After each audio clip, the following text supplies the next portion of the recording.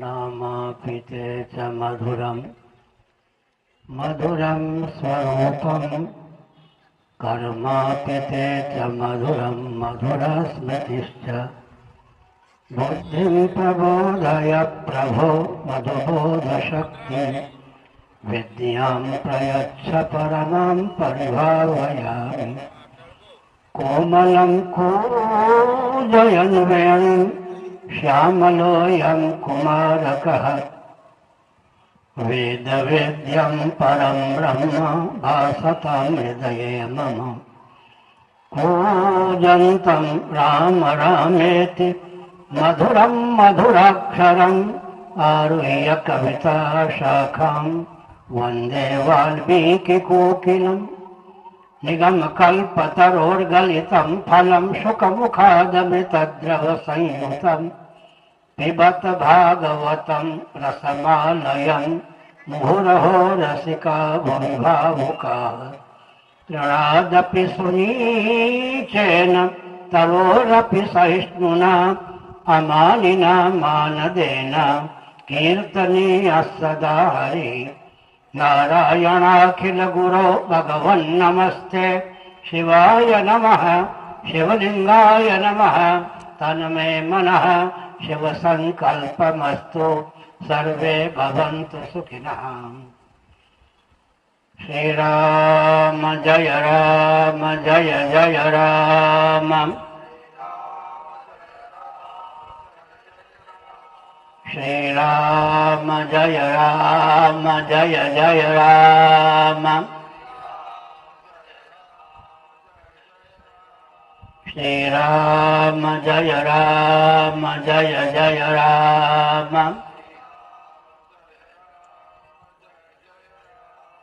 धर्म के अधर्म का प्राणियों में विश्व का गौ माता के गौ हत्या भारत सर्वभूत हृदय धर्म सम्राट श्री स्वामी करपात्री जी महाराज के श्री जगन्नाथ महाप्रभु के श्री बलभद्र महाप्रभु के भगवती सुभद्रा देवी के चक्र सुदर्शन महाभाग के वृंदावन विहारी लाल के हर हर महादेव।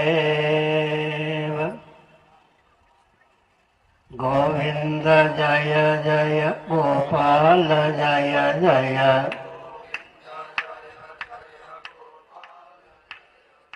राधा रमण हरि गोविंद जय जय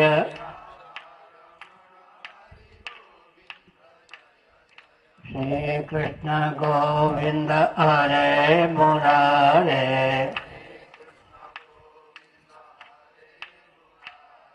हे नाथ नारायण वासुदेव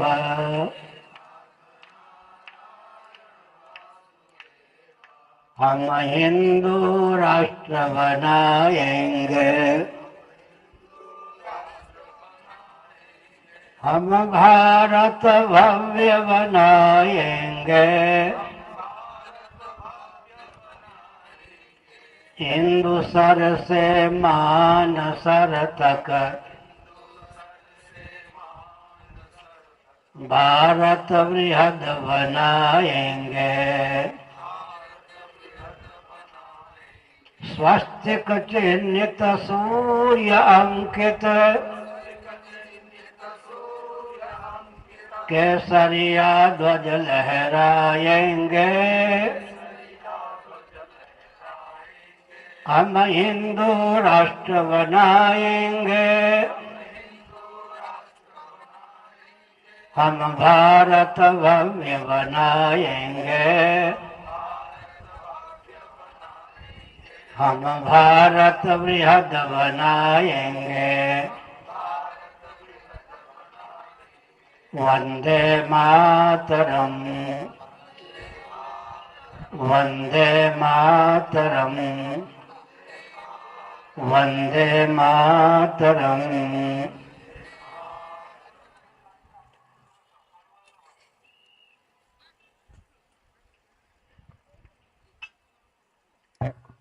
समुपस्थित समादरणीय संत वृंद, विद्वत वृंद, भक्त वृंद एवं भक्तिमती मातृशक्ति, आप महानुभावों की सद्भावना के फलस्वरूप इस कार्यक्रम का समायोजन संचालन हो पाता है।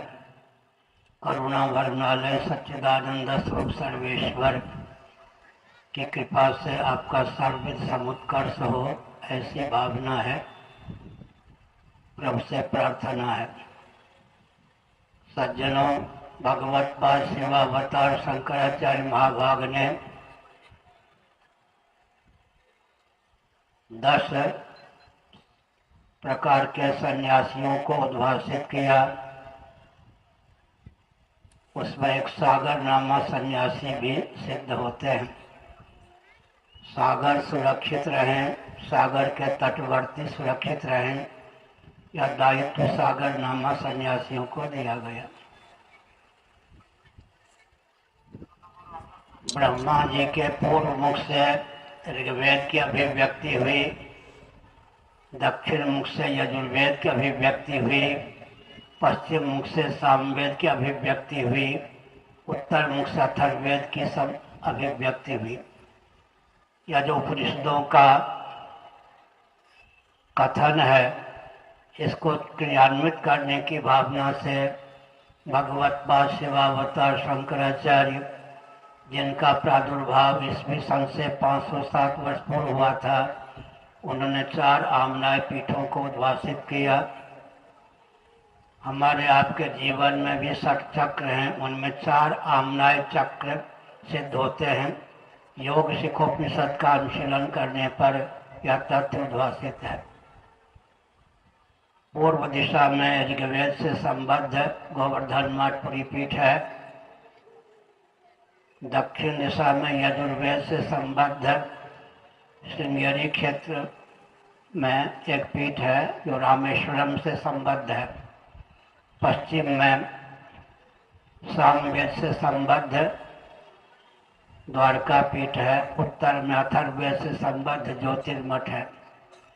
हमारे चारों वेद सुरक्षित रहें और कलयुग के अंतिम चरण तक स्वस्थ मार्गदर्शन उनके माध्यम से हमको प्राप्त होता रहे, इसके लिए हमको प्रयत्न करना चाहिए। हम एक संकेत करना चाहते हैं। महोपनिषद के 6ठे अध्याय के अनुसार वसुधैव कुटुंबकम, वसुधा से उपलक्षित 14 भुवनात्मक ब्रह्मांड में जितने स्थावर प्राणी हैं, परमात्मा की अभिव्यक्ति होने के कारण परमात्मा के परिवार के सदस्य हैं। सबके हित की भावना से हमको प्रयत्न करना चाहिए। श्रीमद् भगवद गीता का अनुशीलन करें तो हमारा आपका जो शरीर है, माँ के पेट से जेल सहित उत्पन्न हुआ है। हम जरायुज प्राणी सिद्ध होते हैं। माँ के पेट में कुछ समय अंडा होकर रहे हैं, हम अंडजब प्राणी सिद्ध होते हैं। अंडे का मौलिक स्वरूप माता पिता के रजवीर का संघात है। इस दृष्टि से विचार करने पर हम स्वेदजब प्राणी सिद्ध होते हैं। रजवीर की निष्पत्ति अन्न जल के सेवन से होती है, इसलिए हम उद्भिजक प्राणी भी सिद्ध होते हैं। स्वप्नावस्था में मनुष्यजब प्राणी सिद्ध हो जाते हैं। बुद्धि से उपहित होने पर हम स्वयंभू प्राणी सिद्ध होते हैं। निरुपाधिक धरातल पर स्वयं सिद्ध होते हैं। यह हमारा समग्र परिचय है। अवरोहक क्रम से विचार करें तो हम स्वयं होते हुए स्वयंभू हैं, स्वयंभू होते हुए मनसिज हैं, मनसिज होते हुए अंडज हैं, अंडज होते हुए स्वेदज हैं, स्वेदज होते हुए जरायुज हैं। यह हमारा समग्र परिचय है। हम सब के हित में अपने जीवन का उपयोग और विनियोग करें, यह आवश्यक है। गीता का एक वचन है, उसके अनुसार विचार करना चाहिए। आत्मौपम्येन सर्वत्र समं पश्यति अर्जुन, सुखम वा यदि वा दुखम स योगी परमो मतः। जैसा व्यवहार हम दूसरों से अपने पर चाहते हैं, हमारी बुद्धि की बलिहारी है दूसरों के प्रति वैसा व्यवहार करें। अगर इस भावना को हम क्रियान्वित करते हैं तो हमारा जीवन सबके हित में प्रयुक्त और विनियुक्त हो सकता है। हम सबके हितैषी हों, सबके हितज्ञ हों, सबके हित करने में तत्पर हों और संपर्क में आने वालों का हित कर सकें, ऐसा बल और वेग जीवन में आना चाहिए। एक विचारणीय प्रश्न है कि केवल पेट और परिवार तक सीमित न रहें। पेट और परिवार की उपेक्षा न करें, लेकिन हमारा जीवन केवल पेट और परिवार तक सीमित न रहे। कुछ महानुभावों ने बांग्लादेश में जो स्थिति है हुई उस पर प्रकाश डाला। विचार करने की आवश्यकता है। 4 सकार को अपनावें। सच्चिदानंद स्वरूप सर्वेश्वर के स्मरण का बल हो, परस्पर सद्भाव पूर्ण संवाद का बल हो, सेवा का प्रकल्प हो, संघ बल हो। यदि हम 4 सकार को अपनाते हैं, हमारा जीवन अपने और सबके हित में प्रयुक्त और विनियुक्त हो सकता है। केवल पेट और परिवार तक सीमित न रहें। यह भी ध्यान रखने की आवश्यकता है कि सबके पूर्वज सनातनी, वैदिक, आर्य, हिंदू ही सिद्ध होते हैं। मोहम्मद साहब के पूर्वज कौन थे, ईसा मसीह जी के पूर्वज कौन थे, इस पर विचार करने पर यह सिद्ध होता है सबके पूर्वज सनातनी, वैदिक, आर्य, हिंदू ही सिद्ध हैं। अगर हम श्रीमद् भागवत इत्यादि पुराणों का अनुशीलन करें तो यह तथ्य सिद्ध होता है कि मरीचि, कश्यप आदि महर्षियों की धर्मपत्नियों के गर्भ से देवता, धनुज आदि ही नहीं बल्कि स्थावर प्राणी, तरुलता, गुण इत्यादि भी प्रकट हुए, उत्पन्न हुए। यह अतिशयोक्ति नहीं है। स्वप्नावस्था में आत्म चैतन्य से अधिष्ठित अर्धनिद्रित मन के योग से, मनोयोग से हम भी पृथ्वी, पानी, प्रकाश, पवन, आकाश की रचना करने में समर्थ होते हैं और स्वयं को स्थावर जंगम प्राणियों के रूप में समुद्भाषित करने में समर्थ होते हैं।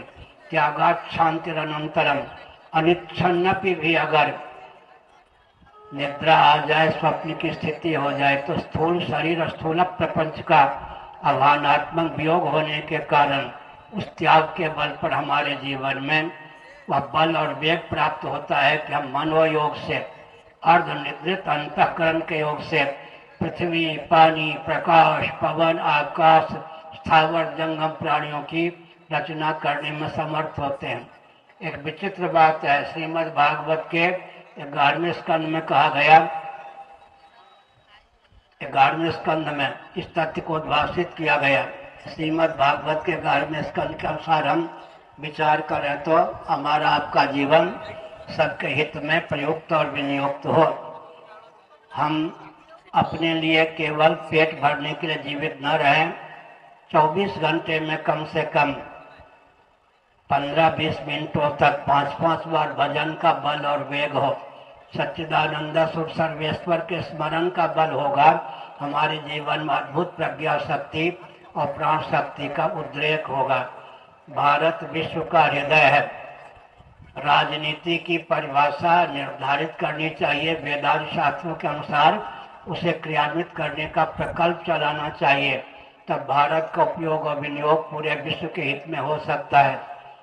सुसंस्कृत, सुशिक्षित, सुरक्षित, संपन्न, सेवापरायण, स्वस्थ, सर्वहितप्रद व्यक्ति और समाज की संरचना, राजनीति की यह स्वस्थ परिभाषा वेदांत शास्त्रों के अनुशीलन से सिद्ध है। सुसंस्कृत, सुशिक्षित, सुरक्षित, संपन्न, सेवापरायण, स्वस्थ, सर्वहितप्रद व्यक्ति और समाज की संरचना। हम वेदांत शास्त्रों को मानेंगे तो शिक्षा, रक्षा, अर्थ और सेवा के प्रकल्प सदा संतुलित रहेंगे। मातृशक्ति का शील सुरक्षित रहेगा। बिना परिवार नियोजन गर्भपात के जनसंख्या सुरक्षित रहेगी। हर व्यक्ति की जीविका जन्म से सुरक्षित और हर व्यक्ति का जीवन दुर्व्यसन मुक्त होगा। लेकिन वेदांत शास्त्रों को नहीं मानेंगे हर व्यक्ति की जीविका जन्म से असुरक्षित, हर व्यक्ति का जीवन दुर्व्यसन युक्त होगा। अतः इस रॉकेट, कंप्यूटर, एटम, मोबाइल के युग में भी सनातन सिद्धांत की उपयोगिता पूर्वत है। उत्पत्ति, स्थिति, संहार, निग्रह, अनुग्रह का जो विज्ञान वेदादि शास्त्रों के अनुशीलन से प्राप्त है, वो इस रॉकेट, कंप्यूटर, एटम, मोबाइल के युग में भी सर्वोत्कृष्ट सिद्ध है। बल्कि वस्तु स्थिति यह है कि रॉकेट, कंप्यूटर, एटम, मोबाइल बनाने का मार्ग भी सनातन शास्त्रों के अनुशीलन से ही प्रशस्त हुआ।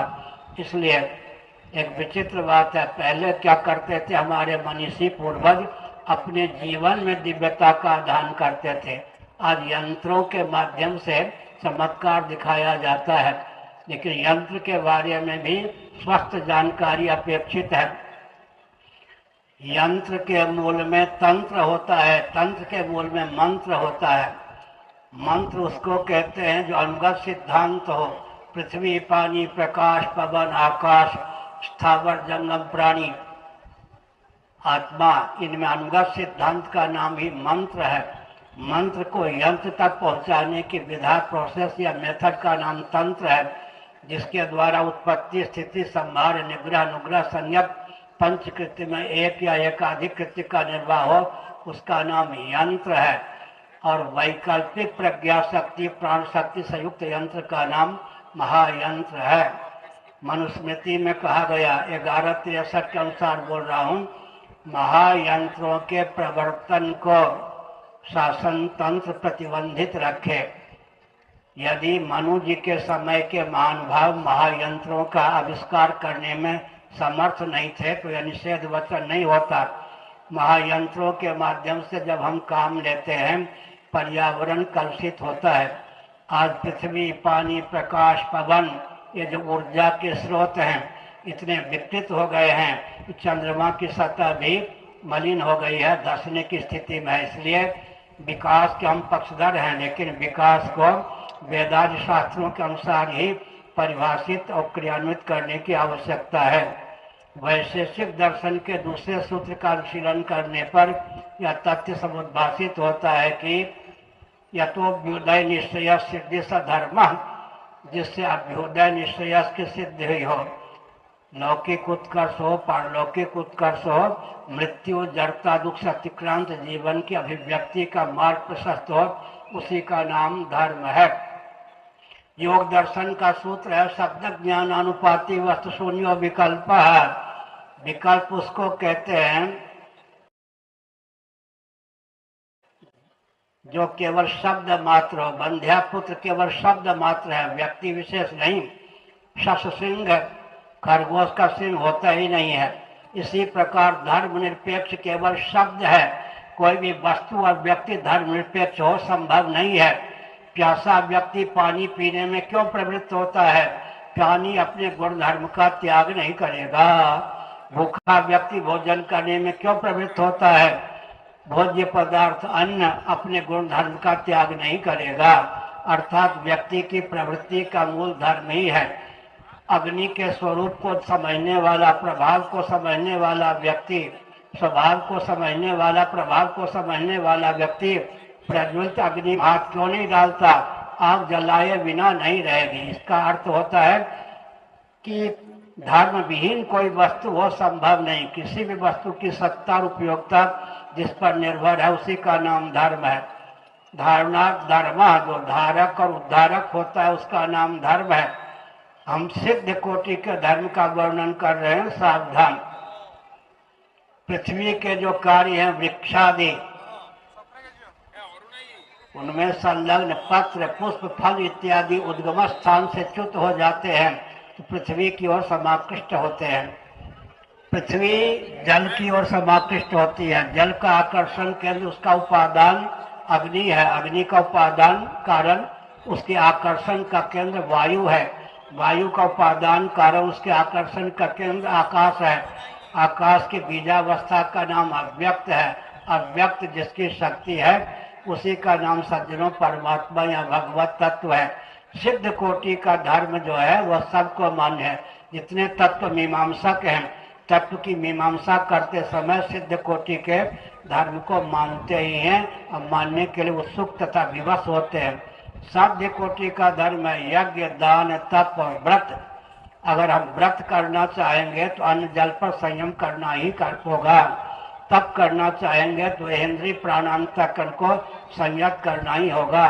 यज्ञ करना चाहेंगे तो देवताओं के हित में, अन्यों के हित में द्रव्य का त्याग करना ही होगा। इसका अर्थ क्या होता है? दान देना चाहेंगे तो मुट्ठी खोलने की आवश्यकता होगी। यज्ञेन दानेन तपसा नाशकेन ब्राह्मणा विविदिशन्ति। यज्ञ के द्वारा, दान के द्वारा, तप के द्वारा अपना जीवन अपने और सबके हित में प्रयुक्त तथा विनियुक्त होता है। श्रीमद् भगवद गीता के 5वें और 12वें अध्याय के अनुसार हम सर्वभूत रहता है, हमारा जीवन अपने और सबके हित में प्रयुक्त तथा विनियुक्त हो। इसके विपरीत 16वें अध्याय का अनुशीलन करें तो क्षयाय जगतो हिता।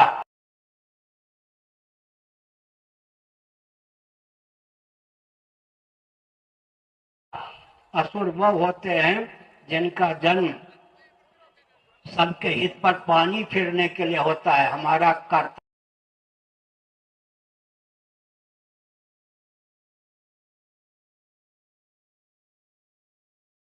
है, दायित्व है कि हम अपने जीवन का उपयोग और विनियोग सबके हित में करें, तभी हमारा जीवन सार्थक हो सकता है। एक विचित्र बात है, मनुष्य का जीवन हमको प्राप्त हुआ है केवल भोग भोगने में।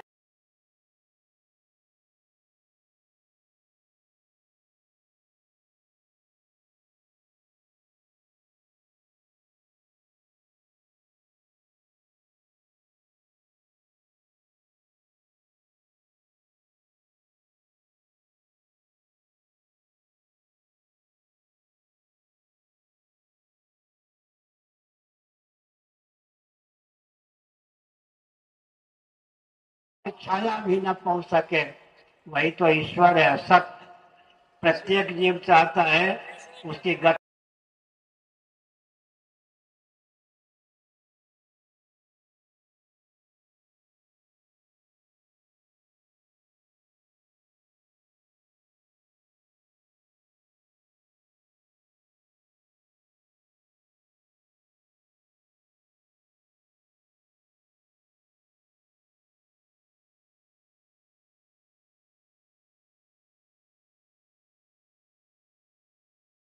का खंडन कर देने पर भी ईश्वर की सिद्धि ही होती है, क्योंकि प्रत्येक जीव की चाह का विषय उसका मौलिक स्वरूप ईश्वर ही सिद्ध होता है। इतना हमने संकेत किया। अब एक हिंदू क्या करे? कम से कम इतना करें कि एक हिंदू परिवार से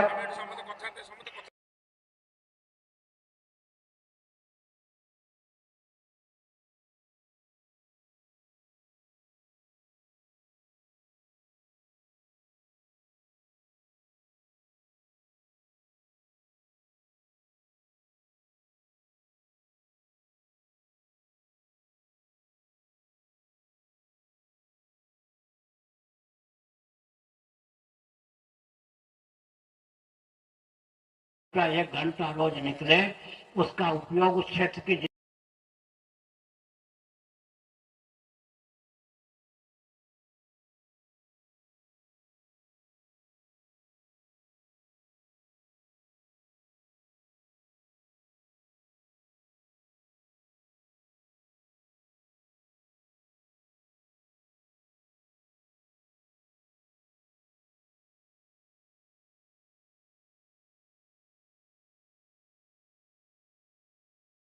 के हित में प्रयुक्त और विनियुक्त हो, तभी कल्याण हो सकता है।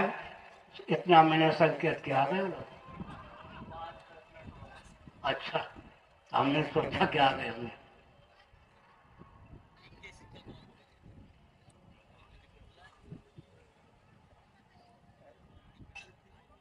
अब मैं संकेत करता हूं। अंग्रेजों की कूटनीति के वशीभूत होकर राजतंत्र को कोसा गया। स्वतंत्र भारत में अंग्रेजों की कूटनीति चरितार्थ हो गई, लेकिन राजतंत्र का अनुशीलन करें। महाभारत में राजधर्म पर्व है। मंत्रिमंडल में 4 ब्राह्मण होना चाहिए जो शिक्षाविद हों। मंत्रिमंडल में 8 क्षत्रिय हों जो रक्षाविद हों। मंत्रिमंडल में 21 वैश्य हों, कृषि गौरक्ष वाणिज्य के प्रकल्प को जो संतुलित रख सकें।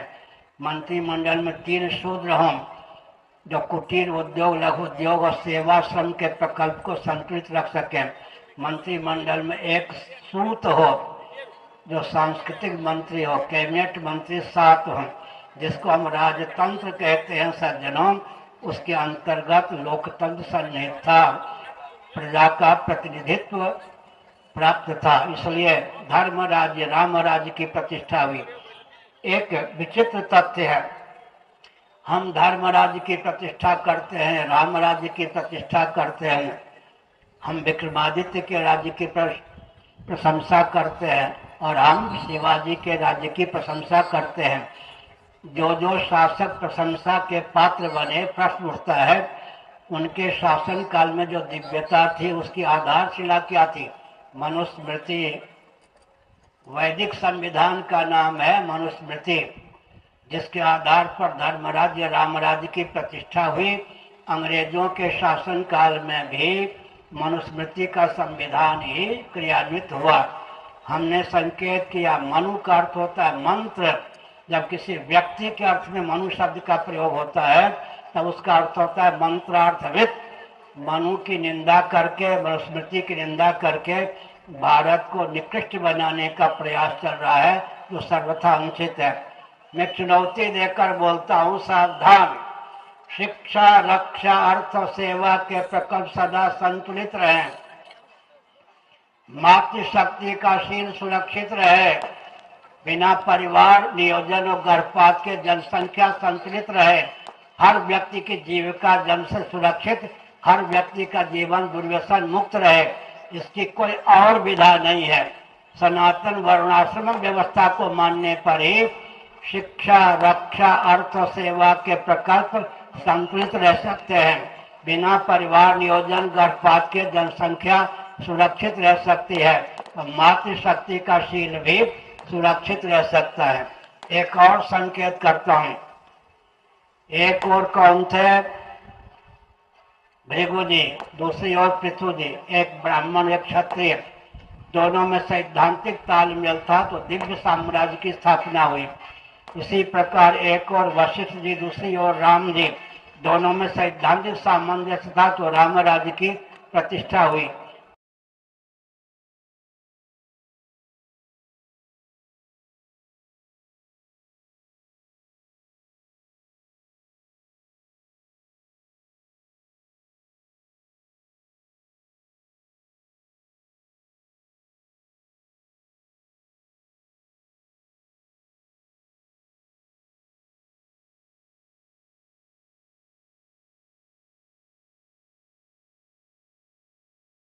है क्षत्रियों में बाहुबल की प्रतिष्ठा होती है। दोनों में जब सैद्धांतिक सामंजस्य होता है तो धर्मराज और रामराज की प्रतिष्ठा होती है। मैं एक संकेत कर दूं, बृहदारण्यक उपनिषद के अनुसार परमात्मा ने स्वयं को अग्नि और ब्राह्मण के रूप में व्यक्त किया। विद्या की क्षमता, विद्या ब्राह्मणों में, ब्राह्मणों ने सोचा विद्या होने पर भी अगर बलविहीन हम हुए तो हमारा उत्कर्ष नहीं होगा, इसलिए उन्होंने क्षत्रियों को उद्भाषित किया। क्षत्रिय बलवान सिद्ध हुए, वो प्रकट हो गए, लेकिन ब्राह्मणों ने सोचा अगर विभूति नहीं होगी तब हम दुर्बल रहेंगे। वैश्यों को प्रकट किया गया। विद्या, बल और विभूति से संपन्न हो जाने पर भी सोचा गया कि अगर हम सेवा का प्रकल्प और संघ बल नहीं चलाएंगे तो दुर्बल रहेंगे, इसलिए शूद्रों को उद्भाषित किया गया। अब तक के प्रवचन का सार क्या हुआ? विद्या हो, बल हो, विभूति हो, सेवा और संघ का प्रकल्प हो तो पूरा विश्व क्या हो सकता है? दिव्य हो सकता है। एक व्यक्ति के जीवन में भी अगर विद्या है, बल है, वैभव है और सेवा का प्रकल्प है तो उसका समाधान हो सकता है। श्री राम जय राम।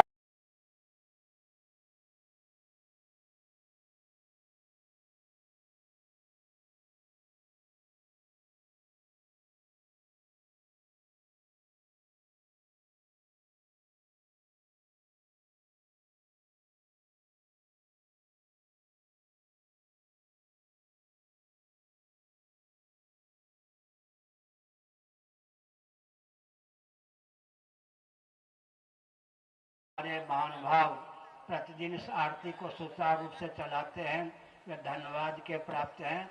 और सागर हमारे सुरक्षित रहें, सागर तटवर्ती हमारे सुरक्षित रहें, विप्लव न पैदा करें सागर, तो सागर के तट वाले भी किसी प्रकार दुर्बल अपने को अनुभव न करें, यह आवश्यक है। हमारे जीवन का उपयोग और विनियोग सबके हित में हो, यह आवश्यक है। हर हर महादेव। जगद्गुरु शंकराचार्य भगवान की, तीर्थराज महोदधि भगवान की।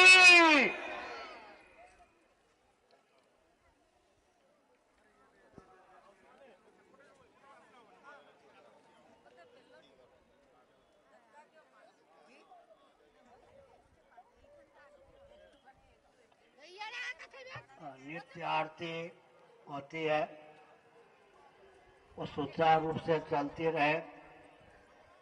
पदाधिकारियों की सहभागिता है, शासन तंत्र की सहभागिता है, समाज की सहभागिता, प्रकृति की सहभागिता, परमात्मा की सहभागिता। समुद्र देव भी संतुष्ट हैं, अपनी मर्यादा में रहते हैं। नहीं तो अगर एक बार उनका उमंग बढ़ गया तो पूरी को निकल सकते हैं। इसलिए समुद्र आरती से समुद्र प्रसन्न रहते हैं, और समुद्र के प्रसन्न रहने पर हमको वर्षा भी सुमंगल ढंग से प्राप्त होती है। सभी नदियों का गुप्त या प्रकट साक्षात या परंपरा से विनियोग स्थल सागर है। सागर के द्वारा ही हमको जल की प्राप्ति होती है। सागर का उपयोग और विनियोग सबके हित में है। हमने संकेत किया, उड़ीसा की विशेष महिमा है। गिने चुने भारत में ऐसे प्रांत हैं जहाँ समुद्र सुलभ है। जगन्नाथपुरी की महिमा है कि यहाँ भी समुद्र सुलभ है। इसलिए सागर अपनी मर्यादा में रह रहे हैं, वो प्रसन्न है आरती से। और जो हमारे विद्यार्थी स्नातक आरती में भाग लेते हैं, नित्य कष्ट सहते भी आरती का प्रकल्प चलाते हैं, वे सब के सब भगवान के कृपा पात्र हैं। सबका सर्वविध उत्कर्ष हो, यह भावना है। हर हर महादेव। प्रकाश जी देखिए रहे, सबके प्रकाश में है, बहुत बढ़िया। ये सब ऐसे हैं जो काम तो खूब करते हैं, अपनी बड़ाई नहीं करते। कोई इनकी प्रशंसा कर दे तो भी सुनने में रुचि नहीं लेते। भगवत कृपा से ये आए हैं, माता पिता धन्यवाद के पात्र हैं। भगवान जो कुछ हमसे कराना चाहते हैं, उसके लिए जितने सहयोगी चाहिए सब परमात्मा के द्वारा ही भेजे गए हैं। हम एक संकेत करना चाहते हैं। भगवान की प्रेरणा से ब्रह्मा जी, देवता, ऋषि, पितर इत्यादि को स्वस्थ क्रांति की उद्भावना के लिए भारत में जन्म लेने के लिए प्रेरित करते हैं। इसी प्रकार भारत की अखंडता के लिए, भारत भव्य हो, इसके लिए जिन जिन व्यक्तियों की देवता पितर आदि की आवश्यकता है, वे सब के सब मनुष्य होकर के, ब्राह्मण क्षत्रिय वैश्य आदि होकर के आए हैं। यहाँ सबकी सहभागिता है, कोई ऐसा नहीं है जिसकी सहभागिता न हो। शासन तंत्र भी, दुकानदार ये सब जो थे, उनकी भी सहभागिता है। उनको आरती के कारण कुछ कष्ट भी हुआ होगा स्थान परिवर्तन करने में, लेकिन भगवान समुद्र की कृपा से, आरती की कृपा से आज वो किसी प्रकार कष्ट न पावे, उनका उत्कर्ष ही होगा। इस भावना के साथ वचन को विराम। हर हर महादेव।